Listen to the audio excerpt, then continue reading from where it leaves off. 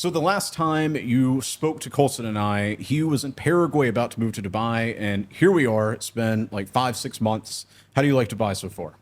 It's been fantastic. It's really high energy. Yeah. Everywhere looks like you could stop and take a picture. How does it compare to Paraguay? Because obviously I've spoken about my travels for years now. You coming from a small town out in the middle of nowhere, how is it going to Paraguay and now living in Dubai? I would say that you learn a lot of things about yourself as you travel the world and different ways of life, because I feel like as an American, it's almost as if this is the only way of life and everyone else is just America. doing their own thing and you have no Yes, idea sir. what it's actually like. So Yeah. I'd say it's very good getting to meet people, and especially one thing I noticed is that everybody is everywhere. Yeah. So you can be in South America and meet people from Europe, meet people from America. You can meet people from Dubai in South America. So everyone's everywhere. So you really get to learn about how the world works from meeting people in your travels. So let's go ahead and jump into some mindset. As the professor, we'll just leave it there. As the professor, Yeah. you've mentored many, many students over the years. So what are some of the most common mistakes you see beginners making? The number one mistake that I see beginners make is they theorize about all these potential problems that are going to come up before they actually come up. So just yesterday, I was sitting down doing one of my nightly AMAs for the students, and he was already starting to see success because if you follow my checklist, you're going to progress. I refined it down to like the actual steps you need to take. And he was worried if I can't even remember the situation because all I know is I screamed at him. I was like, why are you worrying about this? It hasn't even happened, blah, blah, blah, blah, blah. He was trying to worry about some reality that hadn't even happened, what he should do. If this maybe happens, then his other question was, but if that doesn't happen and this happens, what should I do? I was like, bro, focus on building your social media presence because we've got the checklist out there. Continue focusing on getting clients. You've already gotten one client. Now just repeat it and get a second client. Focus on that. So don't sit there and theorize about all these potential problems and use your own mind against you. Instead, think about, how can I implement the checklist inside of client acquisition, inside of the real world every single day? How can I build my social media presence and just focus on actually moving forward? The second thing is thinking that you know what's best. If you knew what was best, you'd be doing better.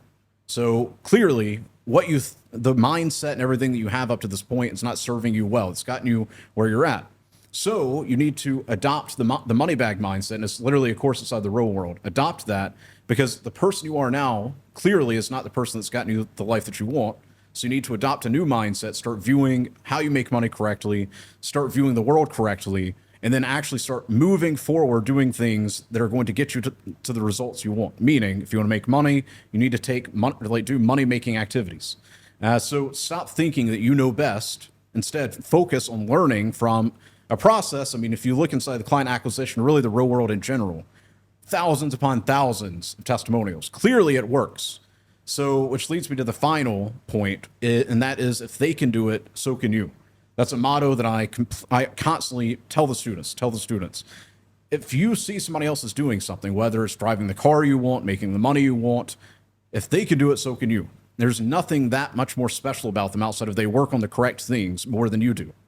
So if you see somebody, as an example, there's a 17-year-old kid who was complaining to me, oh, Dylan, oh, I don't think I have enough time. And oh, I don't know if this is for me. I was like, okay, bro, there's a 13-year-old. He got started when he's 13. Now he's 14.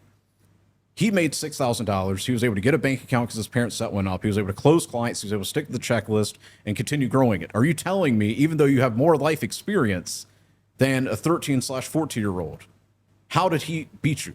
So clearly, if he could do it, so can you. So you need to adopt that mindset and realize that if you see anything that somebody else is doing in life, if they can do it, so can you. And outside of that, I could go on for hours about mindset. But those are my 3 fundamentals right there. Yeah, and my favorite part about that story about the student who made $6,000 from email copywriting was that he reinvested his funds into building a home gym. Oh, yeah, and his parents were super proud.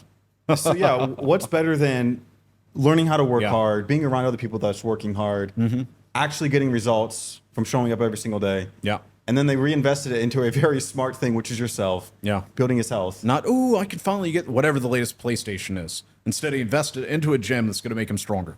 As they say, 100% success rate. Is it possible to have an amazing life without lots of hard work? Because something that you were touching on was that in the beginning, everyone's trying to grasp the whole entire process. And you also touched on that if they can do it, you can do it. But clearly there's some kind of missing link there. So how do people get from trying to comprehend the whole process and being confused and understanding they need to show up daily? What is the divider between everyone who has it and everybody who doesn't? Well, you just have to, instead of trying to complicate it, just figure out what each step is. And obviously inside client acquisition, we make it very clear, follow this checklist. And then from there, you just have to work hard on doing that. Instead of trying to work hard on a million different things, just focus on the checklist, implement the checklist, and work hard. Meaning, how do I define work hard? If I tell you to reach out to 5 people, you can reach out to 10 people. You can reach out to 20 people. Or if I say to do like 10 replies, and when I say that, it's replying to people on like Twitter, Instagram, I guess it's called X now. Instead of just doing 10, why don't you do 20 or 30? So work hard on the fundamentals that clearly get you the results you want, and just double down on that instead of trying to do a million different things. That doesn't mean you need to have a service-based business, and then you need to also have an e-com business, and then you also have to have crypto and this and this. Don't worry about that. Focus on one thing, make it profitable, and then double down effort into the things already working. And that's really all you have to do. Yeah, and let's just reemphasize the point that you're making here about people end up finding something that works. So somehow they comprehend the whole entire process. They're starting to see results. They actually took action. They stopped procrastinating. And then they find something that works. For example, they're outreaching by email and they get their first client. Then they come to you and they ask, how do I get my second client? Yeah. And what do you think it is behind people like making progress, finding what works, and then they immediately want to change? What do you think that is? It's a bunch of different things. One, maybe they think they just got lucky one time, but then also they're like, okay, well, I've got the Midas touch now. So now if I do this other thing, it's going to work. No, bro, just double down on what's already working. Like that's how I got to where I'm at. That's where you got to where you're at. Find something that works. It takes a little bit of time. It happens when it happens. And once you find something that works, just double down on that. Stop trying to make it more complicated than it really has to be. And I also would say a lot of people, I don't really believe in the self-sabotage thing, but people definitely to a degree try to sabotage themselves because it's like, it can't be this easy. Okay, let me find another way to do it. And so then they try to go and do that. And then of course it's going to come crashing down because you stop doing the thing that got you where you're at and try to do all these other things. So just double down on what's actually working, and that's how you go to the next step. And I really think it has a lot to do with you thinking the grass is greener on the other side. That's yeah. So that is true. If you see a little bit of success for yourself, you kind of understand, okay, I can do it. And then you see other people being more successful in some kind of like adjacent industry or some kind of crypto project or something. And you think, okay, wow, now I know how to do it. I can do something else that's even better. Yeah.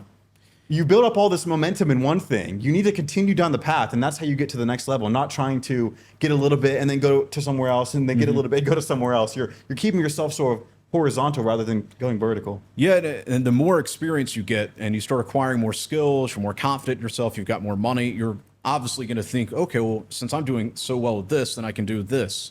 And I'm not saying you can't do that at some point, but at that point, and we teach this at client acquisition, you need a team because more than likely, you're falling into a psyop where you think, oh, okay, well, this business is working well, but this business is probably easier. Every single business is hard, just in some degree. Maybe if you've got, like, example, the stuff that we're involved in, my skill set, your skill set, it's very well aligned with that, so we find it easier, but it still takes hard work. And I mean, I could talk all day about how hard I work, but how many hours a day do you think we actually work? Because it's 7 days a week. We don't accept weekends off in this company. It's literally morning to night. I would say at minimum 10 hours a day. Yeah. But I also operate under every single thing that we do is work because if we're going to take a walk to go get sunlight or to go visit someone, to do networking, meeting someone for a coffee, meeting up for a work session, doing a podcast right now, I would say at absolute minimum, we do 10 hours a day, if not closer to 14, 15, 16 hours because as long as you're using your time intentionally, I think you're working. Yeah. So it's only whenever you're being mindless and sitting on your phone and scrolling, which is basically a black hole, can endlessly consume content. Yeah. As long as you're using your time intentionally, which is a lesson Dylan has imparted to the students 1,000 times. Yeah. Once you really grasp being conscious of what you're doing and being intentional with your time, I think you're working 24/7.